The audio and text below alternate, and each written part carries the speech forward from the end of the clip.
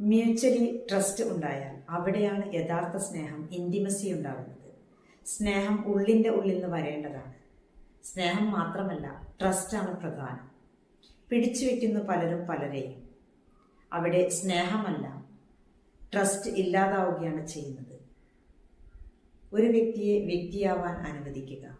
എങ്ങോട്ട് പോകുന്നു, എവിടെയാണ്, എപ്പോൾ വരും, ആർക്കാണ് വിളിക്കുന്നത് തുടങ്ങി നിരന്തരമായി സംശയങ്ങളിലൂടെയുള്ള ചോദ്യങ്ങൾ നിർത്തുക. പരസ്പരം വിശ്വസിക്കുക, സ്നേഹിക്കുക, സന്തോഷം കണ്ടെത്തുക, സമാധാനം ഉണ്ടാക്കുക.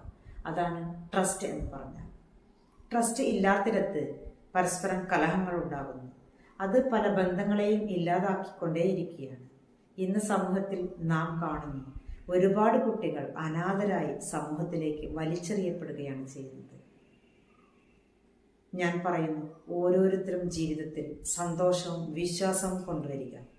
ജീവിതം കഠിനാധ്വാനത്തിലൂടെ സന്തോഷം കണ്ടെത്താൻ സാധിക്കും. അതിനുവേണ്ടി നാം ഓരോരുത്തരും പ്രവർത്തിക്കുക. All the best.